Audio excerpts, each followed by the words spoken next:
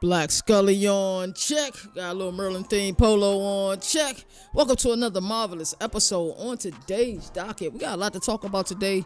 We're starting to get more credentials rolling in, so it looks like we thought initially we were going somewhere tomorrow. Then it was like probably shouldn't go anywhere tomorrow with everything we got going on this week. It looked like we might be going somewhere tomorrow. Like I said, the credentials are rolling in. My emails are flooded. D-Now will be at Bowling Green this week on the field. I'm super excited about that. D-Now will be at BC this week, and Boomer, he's getting better, but once he's better, he'll be at a game. And then, we got a great relationship with Oregon. Me, Moon, and Mike are going to a plethora of games this week. So we really do cover the nation tour, and that's why I thought that would be the perfect name for our tour. We cover the nation tour because we do cover the nation. On today's docket, far into the news segment, Colorado names Kaidon Salter the starting quarterback. That was something that CFB Nation was pretty much known thing. That, we knew that they had JuJu, and I wonder how that plays out. But there's nothing wrong with the archaic or the, antiquated way of playing this game. Your first year, gain as much intel as you possibly can, and then be ready when your number is called, because there may absolutely be a time period, and probably for certain with Kaidon Salter's play style, that JuJu needs to be ready. So, I hope that, he's gaining as much intel as possible, dominating as a scout team quarterback, having fun with that, learning the system, because it's his team, next year onward 100%. But Kaidon Salter is going to bring a different dynamic to that team, and we'll talk more about that a little bit later once we get to the end of the news segment. Pac-12 and CW Network extended their media deal through 2031. This always makes me think of back in 2023, before the season started, when the bombshell hit that the Pac-12 would be decimated, like pretty much 4 teams going to the Big Ten, and then the rest of the teams headed to the Big 12. And then, of course, Wazoo, Washington State, and Oregon State stayed put. But they're kind of molding this in the frame of the way that, Washington State and Oregon State wants this built. But it always makes me think about George Kliavkoff and that time period where he was kind of waiting for a media rights deal before he made a move. And then his teams in his prestigious conference had already made a move. Phil Yates and Jordan Rodgers. We talked about Jordan Rodgers on here one episode. We was a little bit critical of Arch Manning. I think this one is a little bit different. Phil Yates and Jordan Rodgers are on the Cade Klubnik hype train. We'll talk about that a little bit. Army approves alcohol sales at Michie Stadium. I think that's going to be fantastic. You mix the military, you mix football, and you mix alcohol. That experience there is going to be unmatched, and I can't wait to see a game there this year. Steve Spurrier, the old bowl coach, you guys know how this is. One of my favorite coaches ever. He co-signs Florida 9-3 projection. He said that's more like it. He believes that can get them into the college football playoffs. So we're going to talk about him as well, as we probably will do for the rest of the year. Like, I'm a huge Steve Spurrier fan, and when he talks about Florida football, I listen 100%. And then our last into the news story, Ryan Day prays tribute to Lee Corso ahead of his college game day farewell. We're all going to be crying on Saturday, whether you like it or not. If you're a true college football fan and college game day has had the impact on your life like it has had on mine, you're going to 100% be crying on Saturday when he puts on that final headgear. And I got a feeling it'll be Brutus. Alrighty, Governor reacts. We want to talk about SI's college game day predictions. Of course, we want to go over what they thought that the game day's predictions. Of course, we already know where they're at week 1. I'm going to also give my 2 cents on certain games that I believe that, SI predicted, I predicted in another game. And that's the beauty of college game day. And sometimes the season have to play itself out. And sometimes you get a situation where they end up in, Columbia, South Carolina for a matchup that they probably didn't anticipate between South Carolina and LSU. So, that's the brilliance of college game day. So I got some interesting week picks that I saw that they picked, and there might have been a game that they had picked earlier, but like 2 different teams with the same team, I might have picked that game later. So we're going to go over that as well. We got 2 different Around the Nation segments today. We're going to talk about Around the Nation college football bubble watch. ESPN did a list. We're going to react to that, but also I'm going to give you the list of the teams that I believe that are on the bubble into this 2025 college football season. And also for our Around the Nation, our game preview today is the Aflac Kickoff Challenge in Atlanta. That's the Saturday 12 o'clock game. We will be there on the sidelines. Just got an email about the meeting that we have 90 minutes before the game. Tennessee versus Syracuse. Super excited about this matchup. I really am. And every week I'm going to always cover all of the games that I'm going to. And then I will also, like, tomorrow's episode, because we're heading to Boulder on Friday, tomorrow's episode is going to pretty much be game previews, the entire episode. We might not even get into the news, so my apologies about that, but I want to give you guys a heads up. Governor of College Football, hashtag go CFB. CFB Nation, your only college football destination. Let's get it. Governor of College Football, we're going to recap ACC. Hey, that's Two CJ great defensive minds. They have to be better on that side of the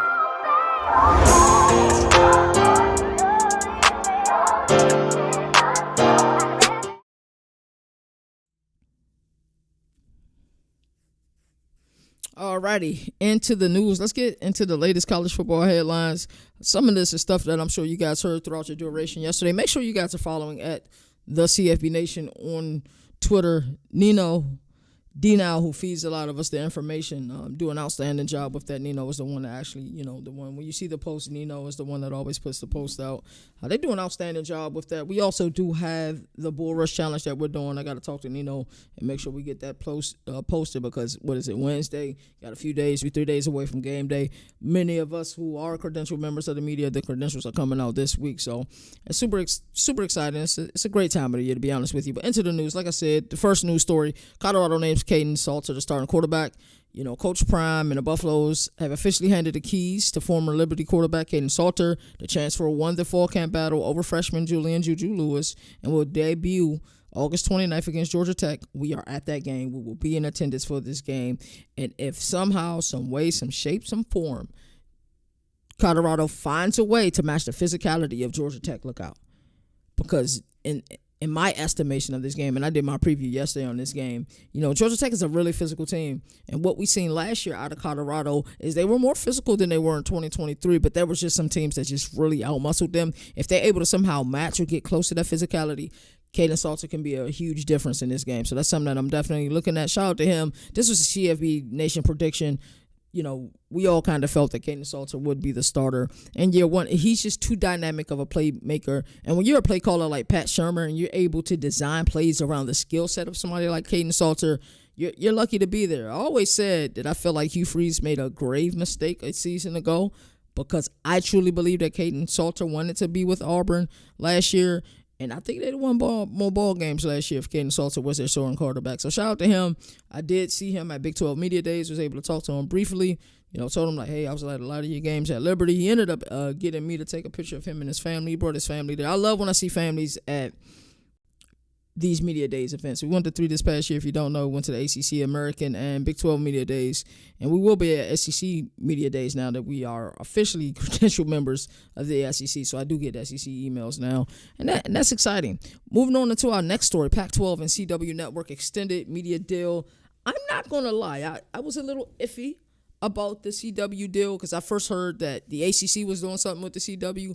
I wasn't all the way on board with it until I saw, some of the people that they plan on having on their platform.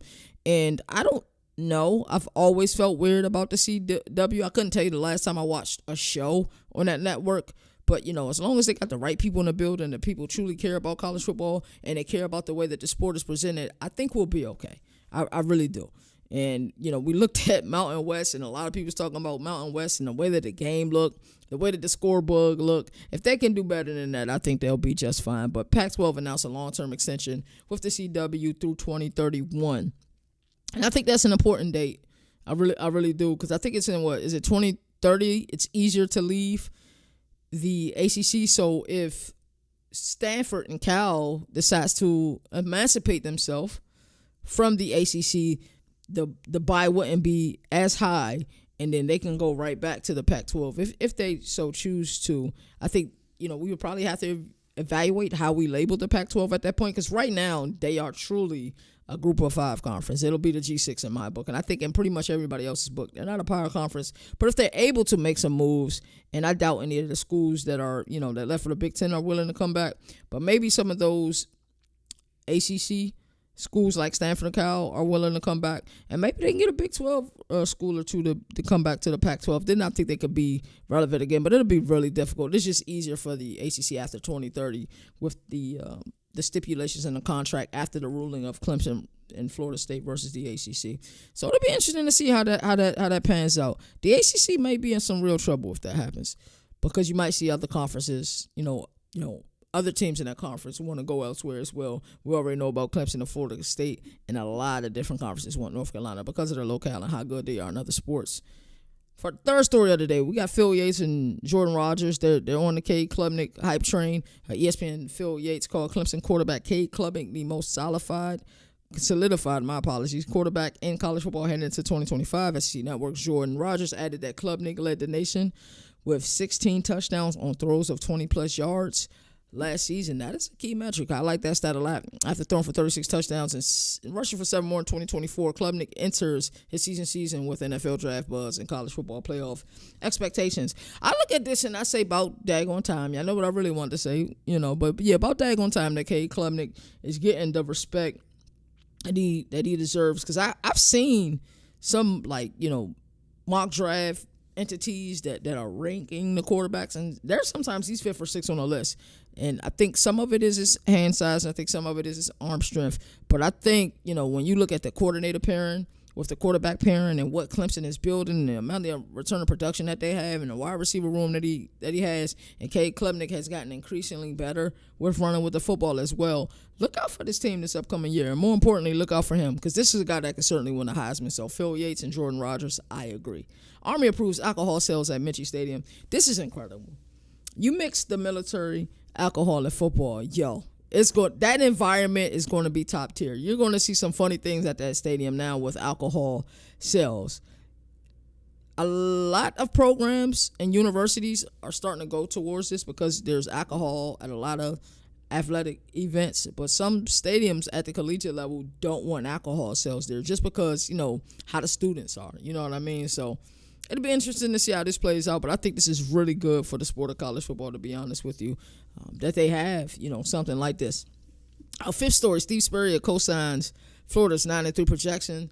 The old ball coach himself, Steve Spurrier, is buying Florida stock. Asked about, a local reporter's 9-3 prediction for the Gators. Spurrier said, I like that number. He thinks that Napier's squad has a chance to finally beat Georgia while also eyeing tough road trips through Ole Miss, who some people are really thinking they can be on that bubble. And we'll talk about that a little bit later. LSU, Miami, and A&M. Florida kicks off, with the home game versus LIU. The old ball coach, I think he's thinking that, hey, 9-3 may have not got some teams in last year. 9-3 will probably get us in this year, especially with their brutal schedule. There are some people that say they have the toughest schedule in college football. I believe it's Oklahoma, to be honest with you. But Florida's schedule is right up there, to be honest with you. And the fact that the SEC is going to this 9th game schedule with that 10th guaranteed power opponent, that schedule is going to be brutal. So there may be times in the near future where we see a 8-4 team on the cusp of making a college football playoff just because of that gauntlet. That gauntlet is tough. Nobody can compete with that. And I think that the Big Ten needs to counteract that and say, hey, well, we need to add that 10th, power team, rule as well. But I think there'll be some pushback. They'll be like, hey, we were the innovators of this 9-team conference schedule, but now we're going to add the 10th power conference. So you telling us you're only giving us two opportunities for layups every year. That'll be really difficult for some teams. So I think they'll get pushback from that perspective. But I like Florida a lot. You guys already know how I feel about, the offensive line. I think it's the best in the sport.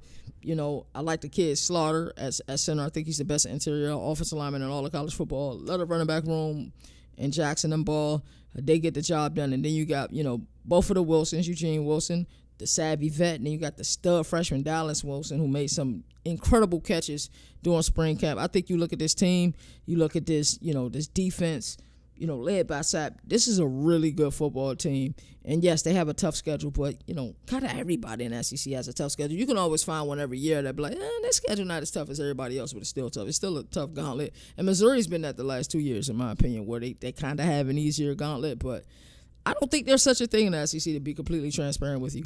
I really don't. And then our last story we're going to talk about today, Ryan Day plays tribute to Lee Corso. It's going to be difficult, seeing, Lee Corso do this one last time. He's getting up there in age. I know, with age, sometimes you do develop the slight, the slurring of the words and the speech impediment. And I've always respected the way that Kirk Herbstreit treated Lee Corso. You will always see him help him, get to the stage. Sometimes you see him, help him with the headgear, lifting it up for him. It's just those little things where, even though if you don't know a person, you can kind of see through television if somebody's just like a solid individual. And I feel like Herb Sheet is a solid individual. everybody, on that panel will be crying, including Pat McAfee. I truly believe that, seeing him put on that last headgear, they'll be hyped, for the moment. But Lee Corso has been so synonymous with people who've been watching college football for a long time, like I have. He's been synonymous with your Saturday. He kicks off your Saturday every week. If College Game Day is your pregame show, I know some people do like Big Noon Kickoff's pregame show, and I think they have a good, grouping of panelists. I think Dave Portnoy will help out with that panelist, the CEO and founder of Barstool Sports, and that guy is hilarious.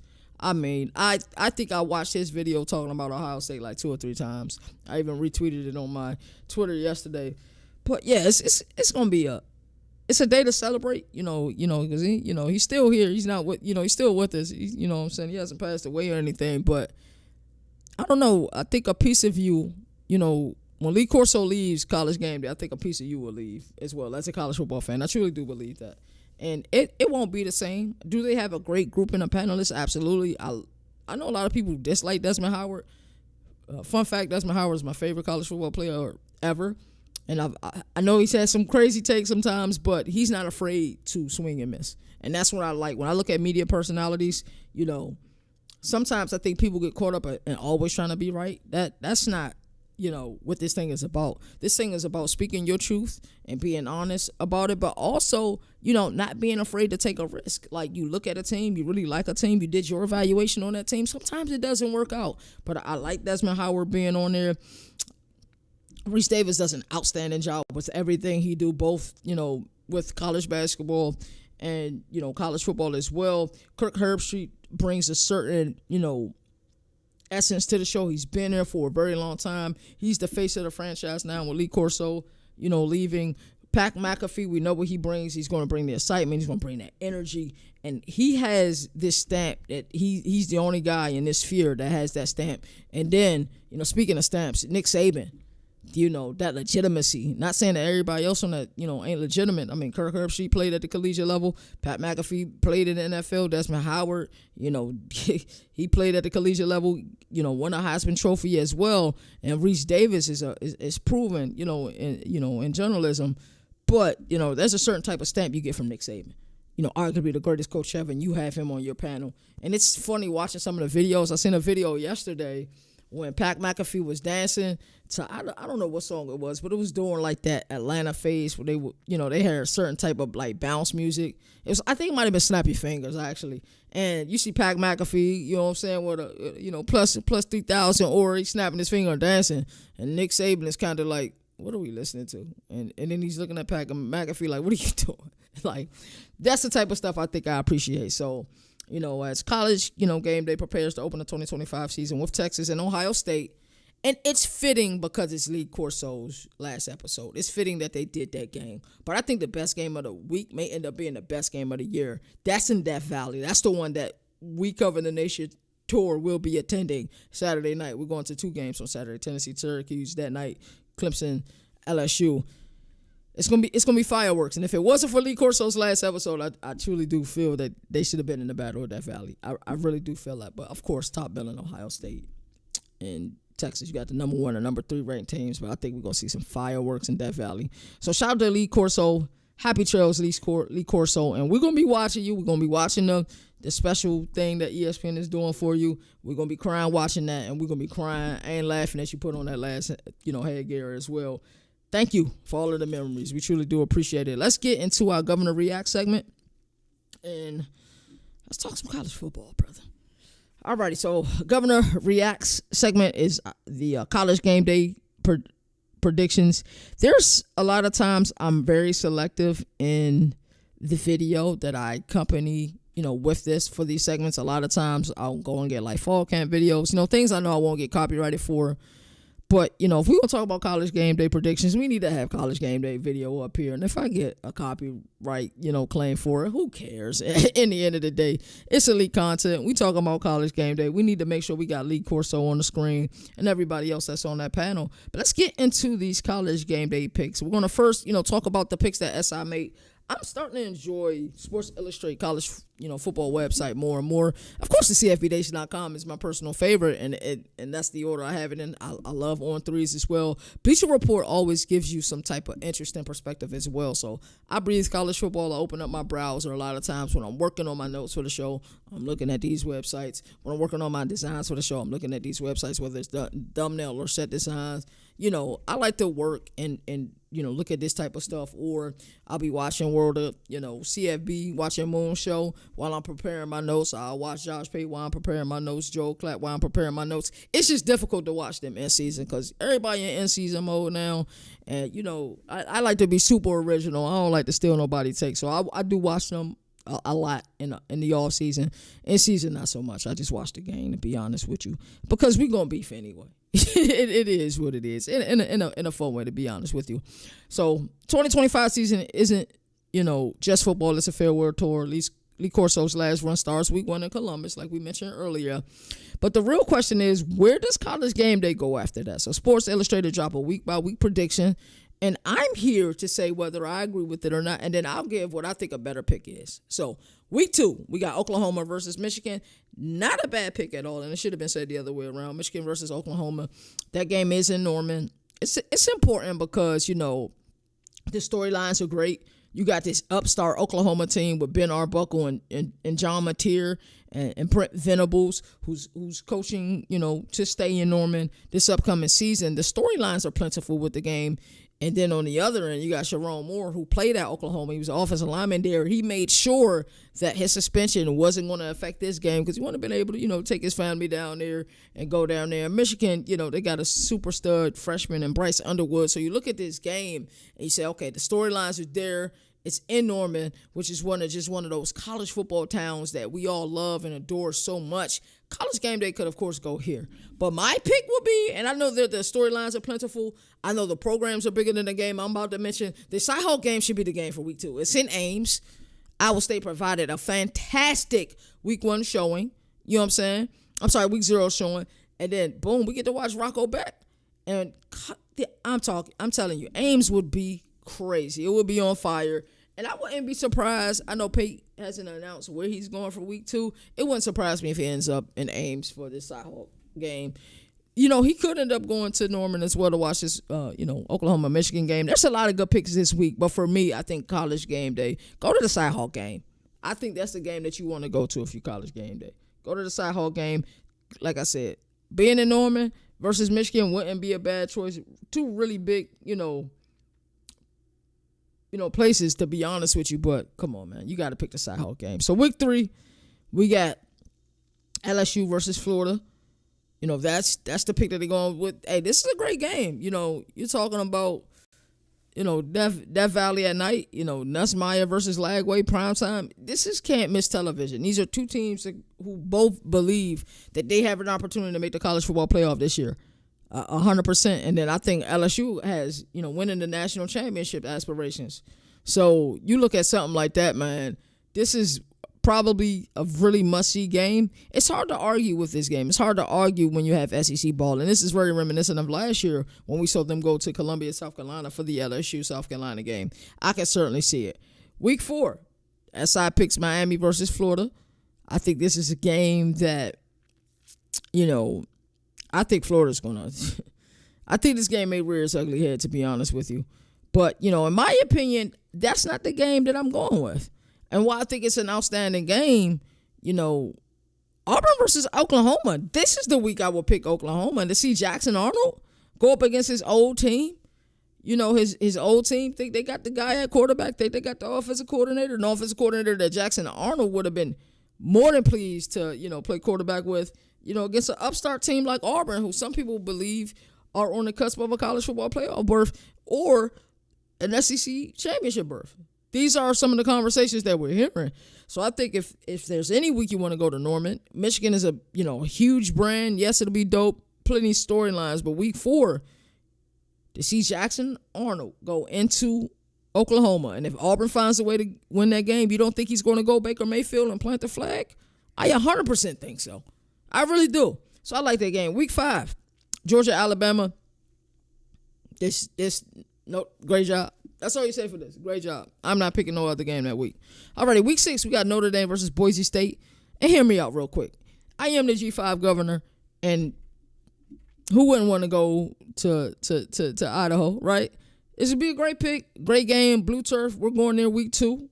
I'm pretty sure we're going there week 2. Things change so fast because, you'll submit credentials, and Moon does a great job of submitting great credentials. Moon is one of those people, and please watch the show, World of College Football, World of CFB as he call it. He's one of those people that he wants to have a plan A, B, C, D, E, F, G, H, I, J, K. Like, he wants to have that many backup plans. Well, if this don't work, well, this is the pathway. Well, if that don't work, this is the pathway. If that don't work, that's the pathway. And you need somebody like that on your team. So, 100%. And we're going there week 2, hopefully. And I really want to go out west week 2 because we got a great game. We got Utah, I think, playing Cal Poly. And then we got Stanford versus BYU. So that West Coast connection will be pretty dope to be able to go out there and see that. So I really want to go there. But I don't think this is the pick. We had Florida up here a couple times. We get Texas versus Florida week 6. That's the game I want to see. If I'm College Game Day, that's the game I want to be at. Arch Manning versus the Gators, the SEC Heat. Florida has that opportunity to choose that, to show that last week wasn't a fluke. I get it. But then I also get it on the flip side why they wouldn't want to do that, because week 7 they want to do the Red River rivalry. I think one of the things about College Game Day and one of the knocks on College Game Day is at times they can be SEC and or Big Ten heavy. But, I mean, if you're a show and you're live, you have crazy fans behind you, these are the universities you want to be in, right? You know what I'm saying? If we're being honest, if we're going to be completely transparent about it. So I don't think it's bad. But, yeah, week 7 Red River rivalry. I think this year's gonna be fireworks. Arch Manning versus Mateer. That's gonna be fantastic. Ben Arbuckle versus Texas defensive coordinator Kibakowski. I always say his name incorrectly. And gotta, scheme against that defense. That defense with the Anthony Hill Jr., that defense with the Colin Simmons. Scheming against that defense will be different. And it will be difficult. So yes, I think this game is spectacular. Week 8, Arizona State versus Texas Tech. Texas Tech spent a lot of money this offseason, especially on the defensive side of the ball. That wouldn't be bad at all. But I think that was a week where there was Baylor and Arizona State. I think that game can end up being a game with both teams coming in undefeated. I'm not sure if it was 7 or 6, but it could be certainly an opportunity where you get that. It might have been 4. I don't remember, to be honest with you. But, yeah, love this Big 12. These two teams can both have an opportunity to win the Big 12. But I think that Big 12 game we wanted to go to, even though it was Big 12 versus Big 10, but in Ames, Iowa, the CyHawk game, I think is where they should go week 2, especially after how, Iowa State performed out in Dublin. Where we at now? So week 9, South Carolina versus Alabama. This would be a good one. This would be a really good one. Lenore Sellers, versus Ty Simpson. Shane Beamer versus Kalen DeBoer. This is a really good game. And this could be one of those games where you really have a better calibration about both of these teams. Hey, Ty Simpson has lived up to the hype. Preston Guy is wrong about him. Lenore Sellers have lived up to the hype. Both of these guys are in the thick of things for the Heisman, race. Both of these guys are in the thick of things for getting their team to the college football playoff. This will be an impressive game.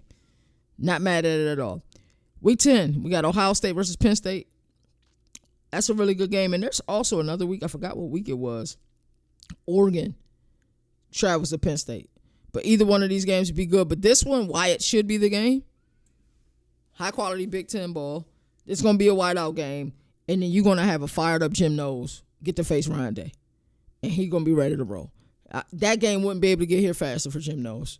Let's be 100% honest about it. That game would not be able to get here faster because he wants to prove to that, program in Columbus, like, hey, like, I get it. Chip Kelly left you, but the fact that y'all ain't really put no money on the table and y'all let me go to a team in your conference who was easily willing to put up $3 million, that's interesting. That's really interesting. Week 11, we got Bama versus LSU. This game was a no contest last year. It was bad. In Baton Rouge, what was it, like 42-13 or 42-10? Jalen Milroe ran wild. That's the caption. That's the headline. Jalen Milroe ran wild. That's exactly what we seen in that game. So, yeah, of course, that'll be a great pick. Week 12, Georgia versus Texas.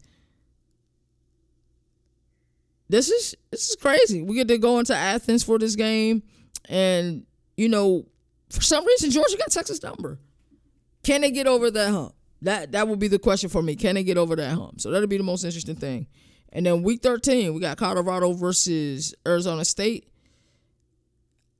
Coach Prime versus Kenny Dillingham. I get it, and I would know that we got rivalry week, week 14. But let's go look at that week 13 schedule. That's the best game you can come up with. I'm not sure if the game is in Boulder or if the game is in Tempe. Let's check it out. Maybe we don't got a lot of good games because rivalry week is right after that. Okay. All righty. This is what it is. USC at Oregon, I think, would be a better option.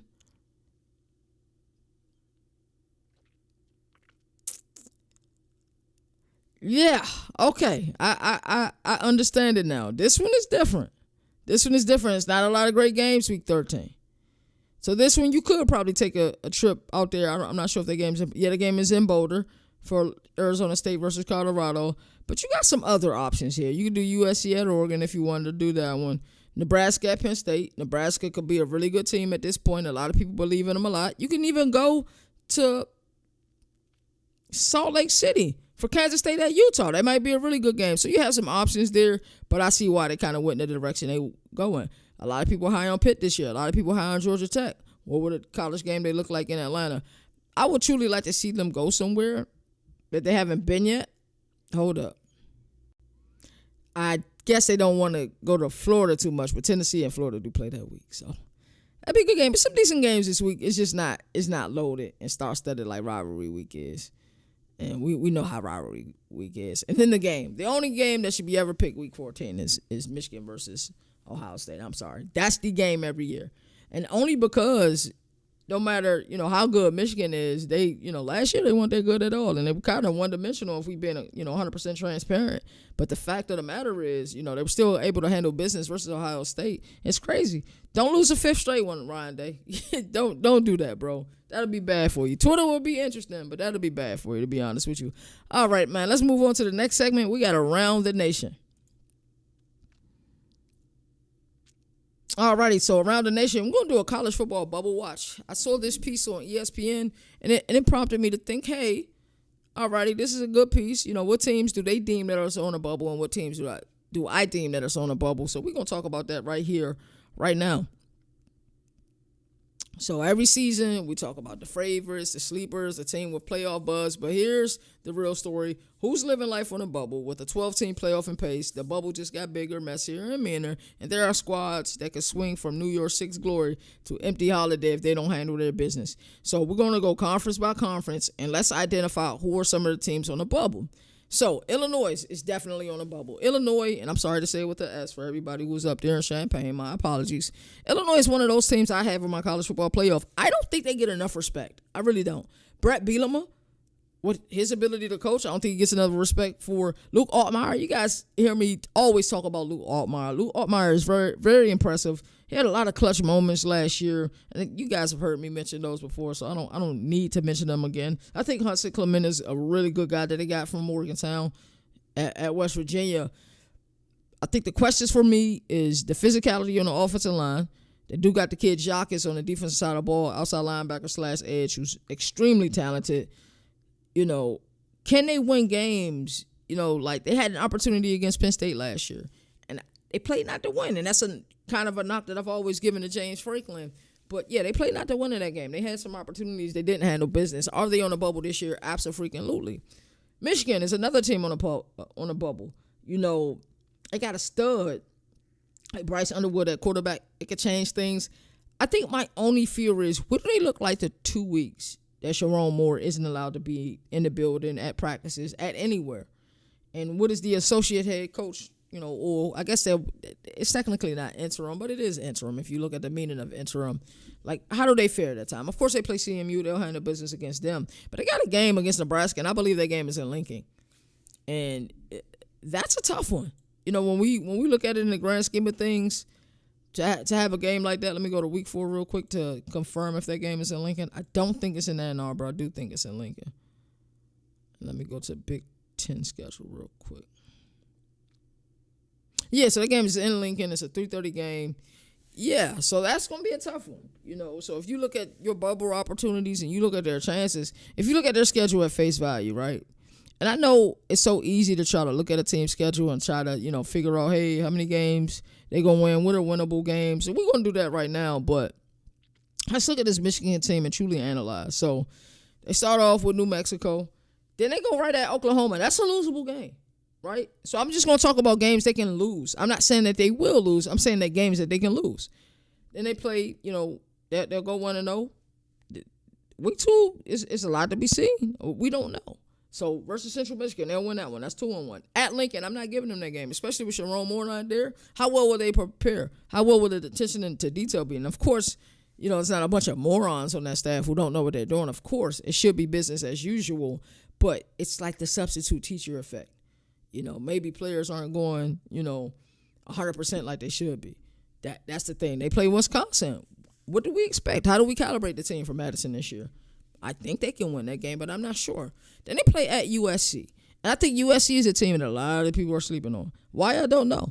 And I'm not saying they're going to win the conference. I'm not even saying they're going to be on the cusp of a bubble. But I just saw last year that they can play in this conference. They can, find a way to win ugly games. They had 5 one-loss games last year. They just win, 3/4 of those. We're talking about a different season for USC a season ago. But the disrespect for Lincoln Riley, I don't get it. I don't. I just don't get it. But also, I do have a copy of his playbook. How I got it, I will never tell you how I got it. And when I see the way that he schemes, and yes, it's the air raid, and yes, everybody always talks about how immaculate the air raid is. No, his air raid is immaculate. I'll tell you that. And this is from, I can only imagine the new wrinkles he had. The playbook I have is from 2017. So I don't get the disrespect. I don't think Moon does either. I don't think I ever will, to be honest with you. But, it is what it is. They play Washington. What's your opinion on Jed Fish in Washington this year? I like Lamont Williams Jr. a lot. An awful lot. Also, sidebar.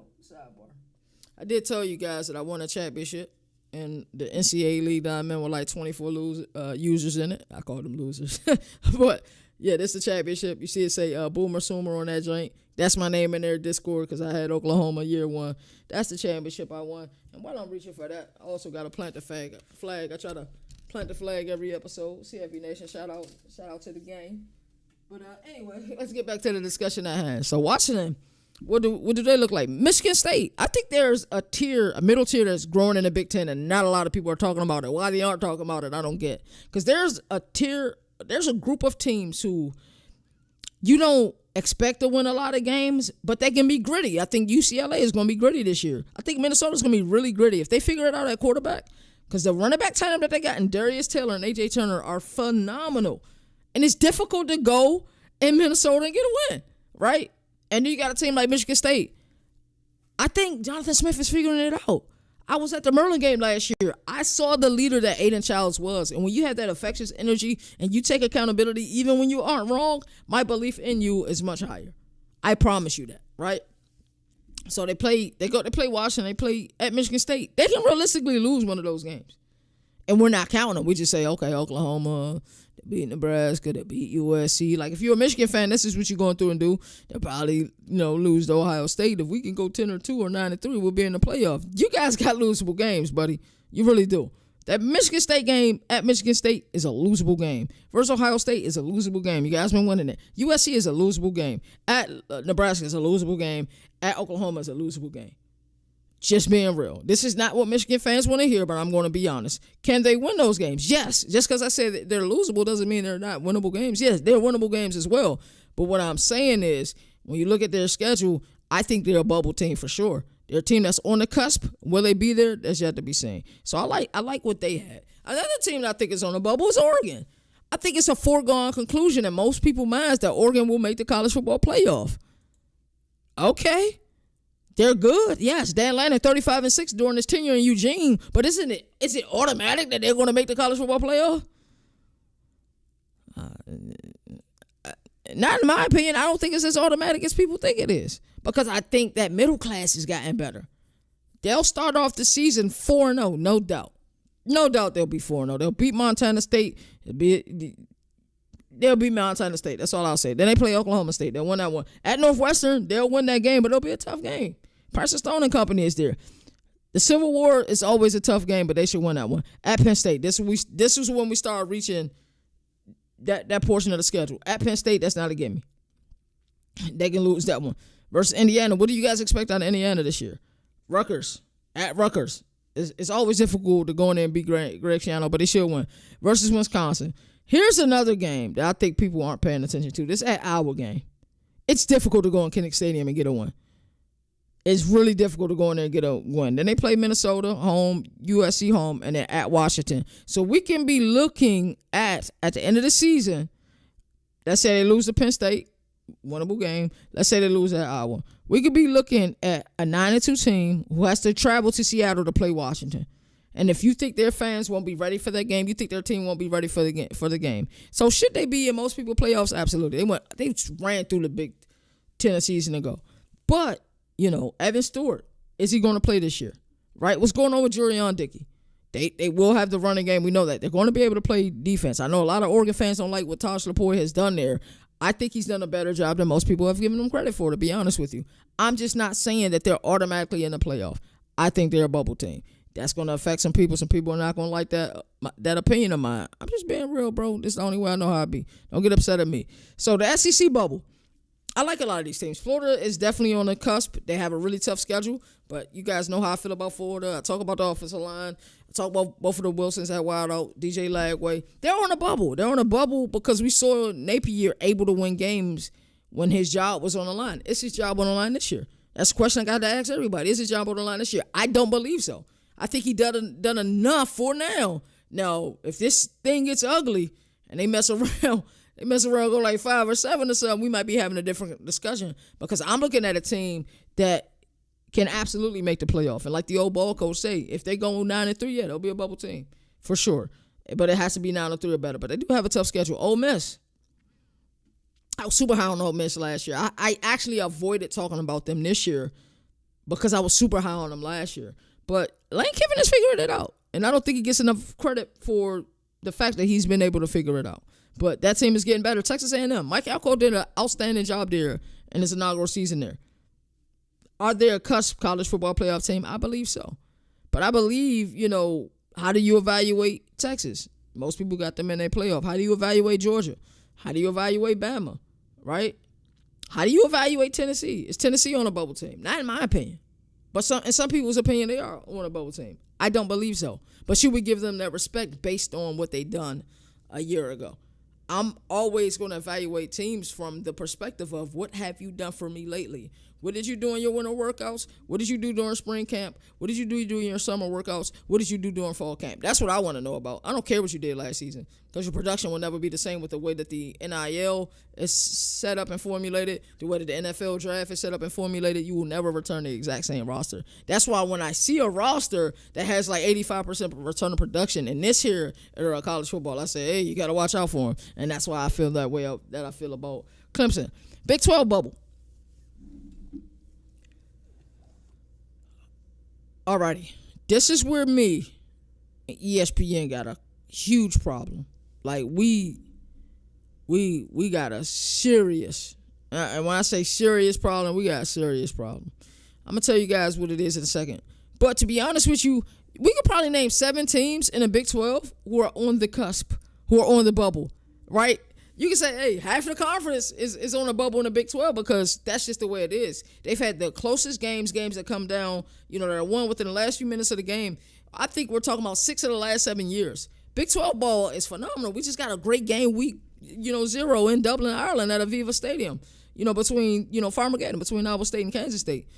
The Big 12, so when you say who are on the bubble teams in the Big 12, well, I name them. Baylor is on the bubble. Arizona State is on the bubble because I think they only get one team out of there. Texas Tech is on the bubble. Iowa State is on the bubble. Yeah, Kansas State lost last week, but they're still on the bubble, right? Utah is on the bubble. When we start to look at teams who are on the bubble in this conference, well, I just named 6 teams that are on the bubble, and there's probably more, right? If we're just looking purely at bubble teams in the Big 12, you can name half of the daggone conference, right? And I mean, it is what it is. I really like this conference. I think this will probably be the most exciting conference this year. I know everybody won't agree with that, and that's okay. You have the right to disagree with me. I'm not going to always be right about everything, and nor should you agree with me about everything. That's the point of being college football fans, because we can just sit here and have a good old discussion about it, right? But I don't know. This one is amazing to me. But I think ESPN had a team on here, and maybe I'm tripping. You know what I'm saying? And y'all let me know if I'm tripping. But they had a team on here that I'm really confused about. But let me make sure. It's in my notes, but I don't think they was on here. All right, I misread. Thank goodness. Cool. So yeah, I was just making sure that Oklahoma State wasn't on here. I'm like, yeah, they're smoking good. Alrighty, so let's get back to what I was saying. Yeah, they tripping. So in the ACC, who are the bubble teams in the ACC? Right, Louisville is a bubble team for sure. I think they're on the cusp. I think they are really a fantastic team. Play 8 home games this year. Really friendly schedule, in my opinion. I like Louisville. Louisville is 100% in my playoff. SMU, I think, has a sophomore slump this year, and that's not fair to Kevin Jennings. That's not fair to Rhett Lashley, and that's not fair to a lot of those players down there in Dallas. Not fair to R.J. Maryland, because they do have some really good players coming back on that roster. But I think ACC, there's some other teams that caught up.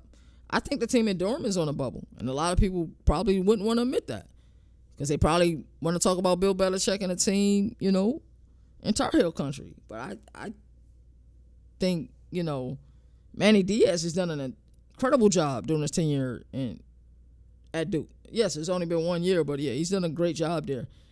I think they're on a bubble. You can argue SMU is on a bubble, right?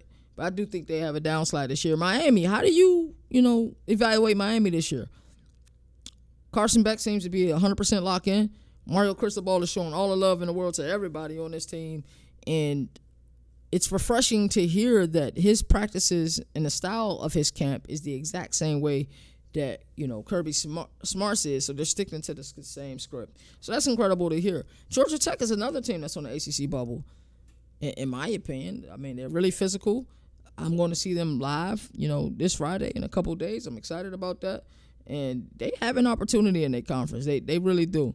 And Pitt, I think it's another team. They're not on the bubble, but they're on the bubble. You feel me? Like, they're not the top tier teams in that conference on the bubble, but they're definitely they got a horse in the race. So I like a lot of these teams that they mentioned. The G5, who are the G5 bubble teams in your opinion? I think a lot of people have Boise State favored to be in their college, football playoff. Toledo's another team I've heard. UNLV, I was high on them, heading into the season. Not that I'm no longer high on them. I hope they learned their lesson and playing musical chairs at quarterback, because that really frustrated me. Liberty is another team that's on the bubble, but when you look at it, it's difficult for them to make it, because not only do they have to win all 13 of their games because they have the easiest, schedule in college football, they also got to get a lot of style points, to be honest with you. That's the thing I think that bothers me most, is the fact they got to get so many style points in order, for the college football playoff to say, hey, Liberty, you deserve, especially with strength of schedule mattering, and you guys got the easiest schedule in the country, you guys better win all 13 games. And I think the toughest opponent that they play this year is James Madison, and they better beat them by 20. That's the only way that they're getting in. And as much as I love Jamie Chadwell, as much as I love that program has showed our platform and our network so much love. But, at the same time, I got to be honest about it. So that's why we're going to get into this next, thing that's on our slate. And this is a game preview. We're going to talk about a game that we'll be at Saturday, 12 p.m. It's the Aflac Kickoff. I actually just got an email for the Aflac Kickoff. And I'll actually show you guys the email. I'm showing too much. I just don't want to show the person's name. But, yes, the meeting that's coming up. That mandatory meeting that we have to be at for, I think, an hour and a half before the game. But we're going to get there early anywhere. See the sights and sounds. I want to see Tennessee fans out there. And if any of them are familiar with our show, I want them to be upset with me. And, I love that aspect of it. I love to see the fans out there. It's going to be orange heavy out there. Syracuse probably wear a lot of blue, to be honest with you. But it's so much to talk about, with this game. So let's get to this ATN game preview. Alrighty, Aflac Kickoff Challenge. We got Tennessee versus Syracuse, like I said just a little while ago.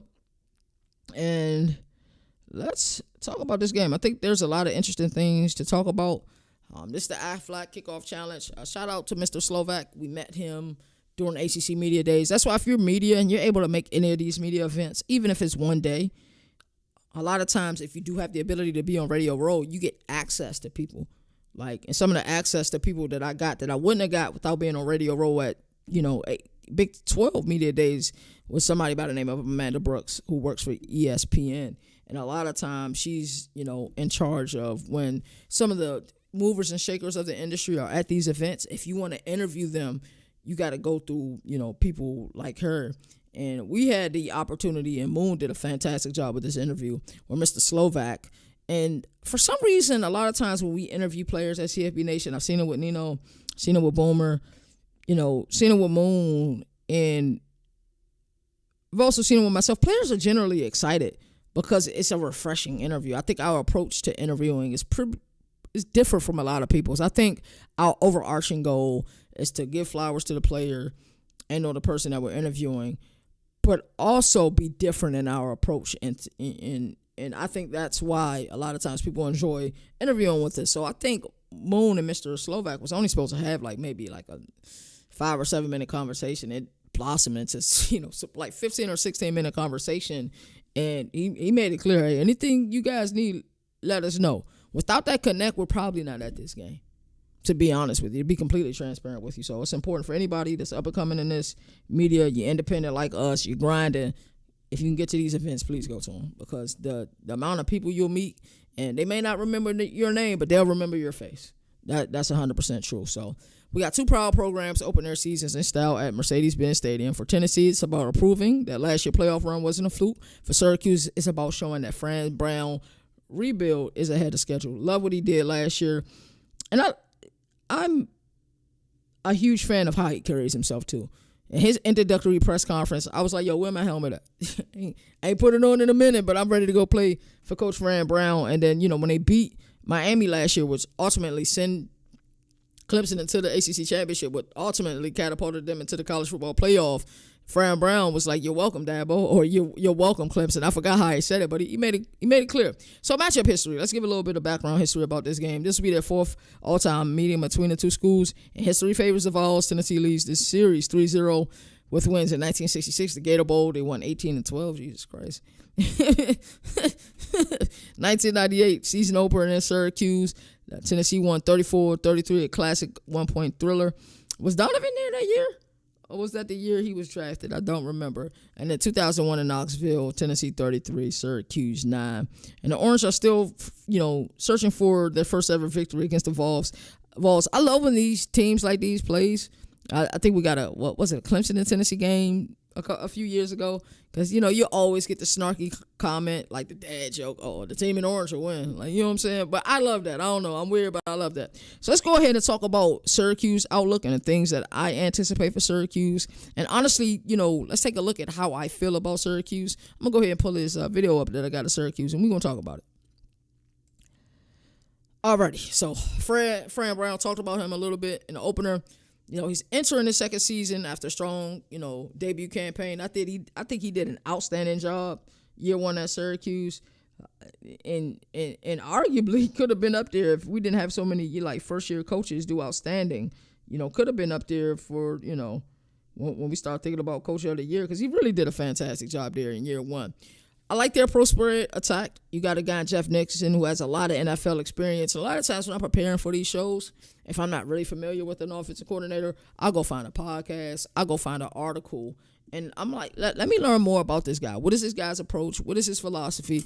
You got to dig in the crates, but I'm cool with that. You know what I'm saying? Especially for a guy who loves X's and O's as much as I do. I'm okay with that. So I found one. I wish I could shout out the show. And he was talking about his philosophy, and a lot of times people aren't that open with talking about their philosophy, but he talked more about his approach than his philosophy, to be honest with you. But, his offense is designed around player strengths, which isn't new. Every offensive coordinator is going to design it around player strengths, but he has a heavy quarterback input. That really intrigued me, like that player's coach, so to speak, right? And I think that's great news for Notre Dame transfer Steve Angeli, who just earned a starting job. There's newness across the board. We got 4 starters on the offensive line, plus a revamped backfield after LeQuint Allen, who's now in the NFL. We got Yasin Willis and Nixon Will. I think they'll split Curly's early. And then we got a guy that I think was covered on Debbie Darling's before. A guy that I know, Nino. Shout out to my dog, Nino. He always has his guys, and Justin Ross is definitely one of those guys. But I think he can emerge, as that true number one wide receiver. We know that Trevor Pena is now in Happy Valley with Penn State. But I look at this guy. This guy is a big play guy. I forgot what happened. Something weird happened last year, so he missed some games. But this dude got big play potential. I think on limited catches last year, maybe like 7 or 8. He had 2 touchdowns on those. So that tells you what the type of player that he is. And like I said, when you flash on limited touches, I'm definitely, keep my eye on you. And opportunity is knocking right now. So, all Justin Russ got to do is answer the call. And that's how I feel about their offense. It's a pro spread attack. You will see some collegiate principles, but you also see some NFL principles. And you'll see a lot of that in the footage. And it's based on running backs who can run in between the tackles.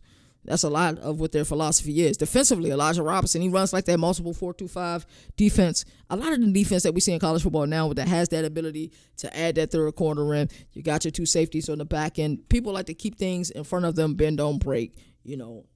Play aggressive, play with discipline, play with great instinct. And I think veteran linebacker Derek McDonald anchors this group. And he'll have the task of slowing down Tennessee's, tempo-heavy veer and shoot attack, led by Joey Hazel. And speaking of which, let's talk about the Tennessee Volunteers.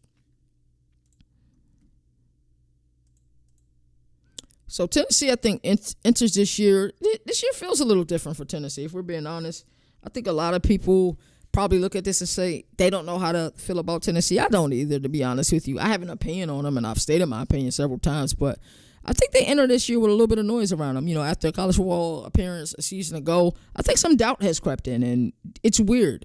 And I'm not sure if it's inside of Knoxville, because Josh Heupel has done an outstanding job during his tenure in Knoxville. But I think some doubt has crept in. The fans are being honest. I think there's some doubt with the fans. And if media is being honest, I think some doubt with media. I don't think at this moment, if you want to say, hey, what have you done for me lately? And y'all know what I mean when I say by that. That's winter workouts all the way up until now, not what you did last season. Do they deserve to be in the top 25? I think that's a question I would like to propose to a lot of people. Are they deserving of being in the top 25? Feel free to answer in the comment section if you think they deserve to be in the top 25. Also, if you don't like my take with Tennessee, you going to the game this week, come find me. We can talk about it. I'll be at the game. I'm always outside. I ain't never ducking no wreck. It's just who I am, right? So we can talk about it, though. And I think some of that doubt has crept in largely due to the handling of the Nico Iamaleava situation. And I've said how I feel before, but in case it's your first time seeing the show, I will say how I feel about it again. This is my thought on it. I think Nico and his team, whoever his team is, had been a problem in Knoxville.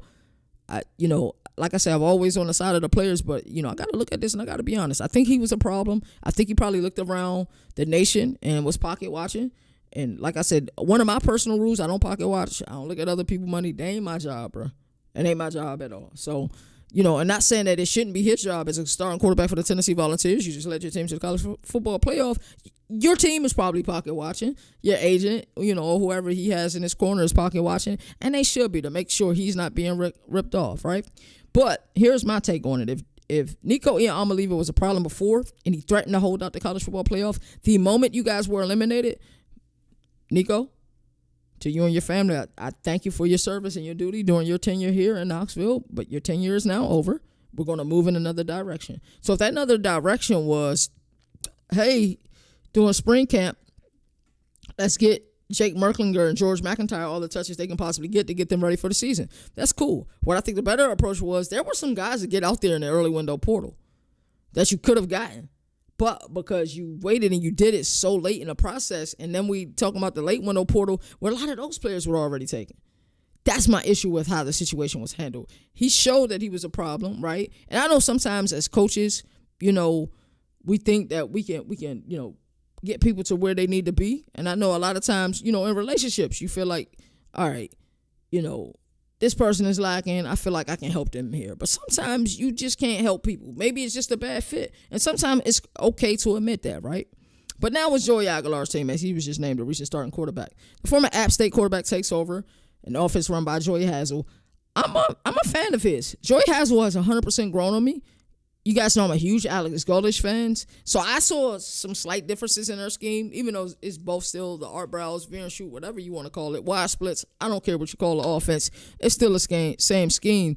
But I think his ability to play the numbers the same way that Garrett Riley did, two different systems, but the way that he did, during his time in Fort Worth, a few seasons ago when he was at TCU, I think it's kind of, similar. It's a system that thrives on the wide splits, analytics-based decision-making. If you, as a defense, decide to load the box, we're going to throw the ball to the outside. Favorable numbers, we're going to allow our wide receivers to make plays. But if you tired of our wide receivers making plays and we got a friendly numbers in the box where it's just, man, oh, man, and running back just got to make somebody miss, we're going to hand the ball off, right? And speaking of running backs, I think they got a three-headed monster at running back this year. Deshaun Bishop, who is slated as the starter as of now. Star Thomas, who has a plethora of playing experience. I think he's rushed over 600, almost 700 yards twice in his career at other stops in his tenure before he got to Tennessee. And then Peyton Lewis was the guy I expected to take the throne this year. Haven't seen the most recent update. That's a lie. The SEC sent me one. If you guys bear with me, I'll pull that up. Give me 1 second. I got the updated depth chart for Tennessee. But it's a lot of pages, so it may take me a while to find it. So I'll continue to talk about my thoughts. But I just got this the other day. Actually, no, that's from Media Days. I'm not sure. I haven't pulled it up. My next episode tomorrow, I'll update you guys on this. And actually, we can talk about updated SEC depth charts on one of our. We can even do governor ruling or governor reacts to that. We can do that tomorrow. But anyway, those are the running backs. Like I said, Star Thomas has a plethora of experience. I expect this to be the running back by committee, and the running back with the hottest hand is going to get the ball. That's how I truly feel about that, to be honest with you. So let's talk about who we got at wide out for this Tennessee Volunteers team. We're looking at Mike Matthews, definitely one of the the youngest players on this team to watch, and then veteran Chris Bradwell. He brings a lot of reliability. I think he will be wide receiver numero uno. Now let's talk about the defense. Let's talk about Tim Banks. You guys know, if you watched the show before, I'm a huge fan of Tim Banks. I think Tim Banks is an outstanding defensive coordinator. There's a plethora of talent at coaching spots all across America where you have these guys who are under 40 years old and they're phenomenal coaches. They're just waiting on their opportunities. You see it all through the SEC. You even see it in the Big Ten. There's a bunch of under 40 coaches, and this game is getting younger. I always go back to Nino and I did an episode. He called Nick Saban retiring probably about a year before. In an episode that people really was critical of us called No Country for Old Men. And that's the way college football is heading. But I'm a huge fan of Tim Banks. And he's built one of the SEC's most consistent units. Linebacker Arion Carter. There's a few guys in the SEC that I'm really high on. Arion Carter, he's been a staple there. He got a lot of playing time as a true freshman, improved upon that, statistically his sophomore year. I think he may have a breakout year this year for Tennessee. There's another kid, I think who's a freshman the same time that Arion Carter was a freshman, who's in Norman right now, Peyton Bowen. I think he's going to have a breakout season this year as well. But I think Arion Carter is truly primed for a breakout season. And Jermon McCoy, when he's healthy, there's a lot of good cornerbacks out there. I think he's the best one when he's healthy. So I know he's rehabbing. I think he had an ACL injury early January. He should be good to go. But if he's healthy, he's dominant at the cornerback position. So I like what a lot of both of these teams have. And I'm struggling with this game. A lot. My gut wants to pick Tennessee so badly. But as I was going through my notes and I'm looking at everything, I'm looking at the preparation of Jeff Nixon. I think that really shocked me. Like I said, I was digging through the crates trying to find out more information about this Jeff Nixon guy. And as I did, I said to myself, his attention to detail is impressive. You know what I'm saying? And when I look at the quarterback positions, what quarterback can make one more play than the other? Of course, I like Tennessee's defense in this game more than I like Syracuse defense. But another thing hit my mind, and this is when I was talking to Moon. Another thing definitely crossed my mind. And the thing that crossed my mind is, Fran Brown isn't new to the SEC. He isn't new to the SEC at all, right? Actually at Georgia. So if you think he's not going to give his buddy a call and Kirby Smart and say, hey, what do you think is the best way I should attack this team? Tennessee's in the, SEC Tennessee's in the op. So you don't think Kirby Smart is going to give him some intel on the best way to handle, this program and how to deal with that, the veer and shoot offense. So while everything in my heart wanted to pick Tennessee to win this game, I think with the intel that Fran Brown will be able to get on how to slow down this attack. I think Joey Aguilar being there, being a late get, and seeing Blurgate and seeing, the handling of Boo Carter and seeing the handling of Nico Iamaleava, I think Syracuse finds a way to win this game. I really do. And what really impressed me most, I said it earlier and I said it again. Dude, this guy, Jeff Nixon, is real deal. Like, hearing him speak about football, I'm like, okay, he's one of the guys I've been sleeping on. But like I said, I had to do some crate digging to find that one. So, yeah, Tennessee should be favored. Tennessee should win this game. I think Syracuse finds a way to win this game. And it's just another notch on a team that's difficult to calibrate this year, because I thought Ricky Collins would be the starter, but Steve Angeli had other things in mind. But with that input that Nixon's going to get from Angeli, hey, what are you comfortable with? How do you think we should attack them? What plays you like best? And he will give them a selection. Hey, this is what next drive is looking at. How do you like these plays? You want anything else put in? Like, when you had that type of communication, it's impressive. So give me Syracuse to win this game. And I don't know. It's crazy that I think Syracuse is going to win this game, but I look at Fran Brown, I look at his relationship with Kirby Smart, and I say, yeah, they find a way to win this game. So, fun episode. And I could be completely wrong about that Tennessee game. It'll be funny if I go to that game and and Tennessee come in there and put hands and feet on them and Joey Aguilar light it up. I'm like, whoa. I wouldn't know what to say then, to be honest with you. But fun episode as always, man. A shout out to everybody. This thing is growing. If you're on YouTube, watch this from Twitter. You'll see how many people in there. We had some people in the building watching this today, and I truly appreciate it. I've been seeing the impressions go up. It's good to see the work that you've been putting in, you start to yield results from. And that's always good to see. I always like to say there are no more victories in a sport that survive and advance. That's why college football has the greatest regular season. And until next time, now, probably shouldn't admit this on live, but I am going to admit it. So, shout out to one of my former co-workers who's an avid traveler. He also watches the show and also said how refreshed I looked after I'm no longer working at my old job. And I can definitely tell the bags have went away under my eyes. But he got me a cigar. It's from the Dominican Republic. But it's from the Dominican Republic. If Tennessee does indeed win that game, I will have this one handy. And I will apologize to Vol Nation, man. You all take care. Do something nice for somebody you normally wouldn't do. All that good stuff, man. Be empathetic. Show somebody some love. And everything don't have to be good versus evil. I don't want to get on my soapbox, but everything don't have to be good versus evil. Oh, you like this team, I gotta like this team. Stop doing that. Stop doing it in sports talk. Stop doing it in politics. It ain't everything not a duality. That's all I gotta say about that. But yeah, we see you guys tomorrow. Same bad time, same bad channel. And if not, that means I'm going to UAB tomorrow. That's all I'm gonna say. Governor of college football. We're gonna recap ACC. Hey, that's CJ defensive on minds. the They have to be better on that side of